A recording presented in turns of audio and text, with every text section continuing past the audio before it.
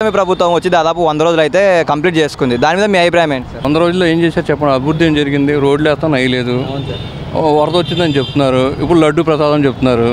ఇది తప్ప ప్రజలు 6 సూపర్ 6 చెప్పారు కదా, దానికైనా ఉపయోగం చేశారా?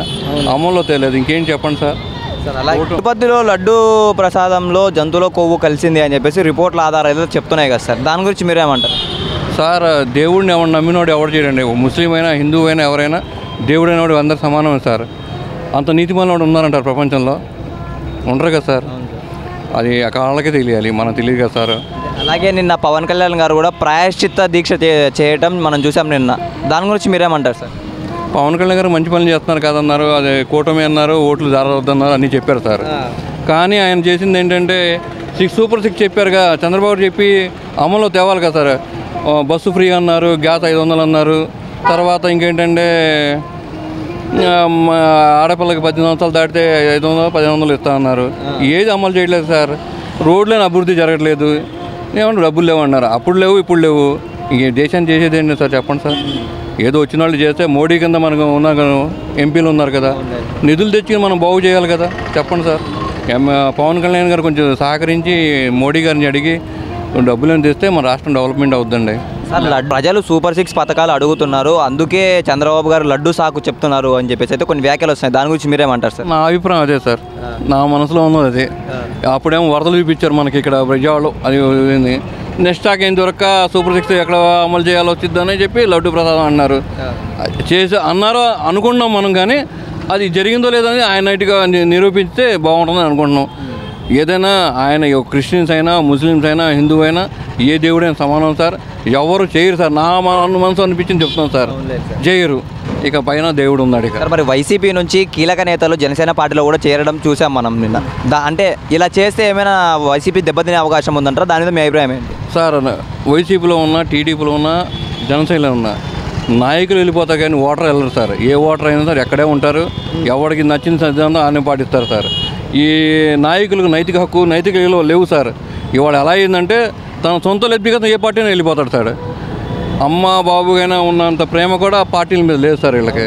అది వాస్తవం సార్. నేను చెప్పేంత వాడిని కాకపోయినా చెప్తున్నా మీకు. ఎందుకంటే వీళ్ళకేంటంటే ఇప్పుడు పవన్ కళ్యాణ్ రేపు 2020లో సీఎం అవుతాడనే ఉద్దేశంలో పవన్ కళ్యాణ్ పార్టీలు వెళ్తున్నారు సార్. ఇప్పుడు రేపొద్దున 2029 ఆయన కొన్నాళ్ళ పాటు 5 ఏళ్ళు మళ్ళీ మారితే మళ్ళీ జనం దగ్గర వస్తారు సార్. వీళ్ళకి సరే వ్యభిచారం కంటే దూరమైన పరిస్థితిలో నాయకులు ఉన్నారు సార్. ఓటర్ లేరు సార్. ఓటు ఎక్కడ ఉంటే అక్కడ ఉంటాడు, పాపం న్యాయంగా అయితే అక్కడే ఉంటాడు. ఎవడెళ్ళినా వచ్చినా 3 భుజాల మీద జెండాలు మోస్తారు తప్ప ఈ నాయకులు మారుతారు సార్, ఓటర్స్ మారరు సార్. అది వాస్తవం సార్. ప్రజల్లో మళ్ళీ వైసీపీ పుంజుకునే అవకాశాలు ఏమైనా ఉన్నాయంటారా నెక్స్ట్ ఎలక్షన్ లోపు? ఈ 5 ఏళ్ళు వైసీపీ వచ్చింది, టీడీపీ పోయింది, మళ్ళీ వైసీపీ వస్తుంది. వైసీపీ వస్తుందనే కాదు కానీ జనసేన మనం ఈయన వస్తారన్న, పవన్ కళ్యాణ్ వస్తారనే ఉద్దేశంతోనే ఇప్పుడు జానీ మాస్టర్ అని వీళ్ళని వాళ్ళని చెప్పి ఈ కుంగట ఏళ్ళని నరుక్కుంటూ వస్తున్నారు చంద్రబాబు నాయుడు గారు. వాస్తవంగా అయితే ఆయనకి డిసైడ్ చేస్తే ఈయన 2029లో ఈయనకుంటుంది అవకాశం, ఎవరికి? ఆయన కొడుక్కి. లేకపోతే పవన్ కళ్యాణ్ గారు వస్తే సీఎం అవుతారు సార్. అందుకని ఈ విధంగా చేస్తున్నారు సార్. నా తెలిసినంత అభిప్రాయం, నా మనసులో తెలిసింది, వేరే వాడు చెప్పింది కానీ చెప్పట్లేదు సార్ నేను. అది సార్ అలాగే త్వరలోనే ఏపీలో ఉచిత బస్సు ప్రయాణిస్తాము, ఉచిత బస్సు పెడతాము అని చెప్పేసి దీపావళిలోపు మంత్రి రాంప్రసాద్ రెడ్డి గారు అయితే తెలిపారు. దాని గురించి మీరేమంటారు సార్? ఆయన అన్నారు జరిగింది, చూద్దాం సార్ ఎలా ఉంటుందో. మళ్ళీ సూపర్ 6 అమల్లో చేస్తారేమో, ఇంకా 100 రోజులు అయిపోయిన తర్వాత చేస్తారేమో, ఆశాభావం చూస్తున్నాం. ఇంకో 100 రోజులు దొరికిన తర్వాత అప్పుడు ప్రజల్లో వ్యతిరేకత మొదలైద్ది అని నా అభిప్రాయం సార్. ఇప్పుడు మనం హైదరాబాద్లో కూడా చూస్తున్నాం, ఉచిత బస్సు పెట్టినప్పటి నుంచి డ్రైవర్లు కానివ్వండి, కండక్టర్లు కానీ చాలా ఇబ్బందులు అయితే పడుతున్నారు. అలా జరగవచ్చు అనుకుంటున్నారా ఈసారి ఏపీలో? ఎక్కడ సార్ మా ఈ ఏపీలో మొత్తానికి రోజుకి వచ్చి 600 కోట్ల పైన వస్తుందండి ఏపీకి ఆధారం. ఆ డబ్బులన్నీ ఎక్కడ వెళ్తున్నాయండి? చంద్రబాబు నాయుడుకి అకౌంట్కి వెళ్తున్నాయి. వీళ్ళకి ఏం కావాలంటే వీళ్ళు మళ్ళీ చెక్ కోసం తెచ్చుకోవాలి, అంతే కదా. అంతకుముందు ఏపీ ఆర్టీసీకి వేరేగా ఉండేది అకౌంట్, వాళ్ళు వాడుకునేవాళ్ళు. ఇలా లేదండి, ఇప్పుడు మార్చారు. అది ఎలా అనేది గవర్నమెంట్ ఇంకా ఐఏఎస్ ఆఫీసులు ఉంటారు, వాళ్ళు చేస్తుంటారు సార్. నేను మామూలు సామాన్యమాన్యుడుగా కొన్ని చెప్పలేము, కొన్ని అడగకూడదు మీరు. సార్ ఇప్పుడు మన విజయవాడకు వస్తే, ఇప్పుడు మన విజయవాడలో ఎక్కడికైనా వెళ్ళాలి అంటే ఆటోలో 20 రూపీస్ కానీ 50 రూపీస్ కానీ అలా వస్తుంది ఆ సర్వీస్ ఛార్జ్లు. అదే ఇప్పుడు ఉచిత బస్సు పెడితే ఆటో వాళ్ళ పరిస్థితి ఎలా ఉండబోతుందంటే మీరేం చెప్తారు? ఆటో వాళ్ళకి ఇబ్బంది సార్. అది పాపం వాళ్ళ పోషణ ఉండాలి కదా.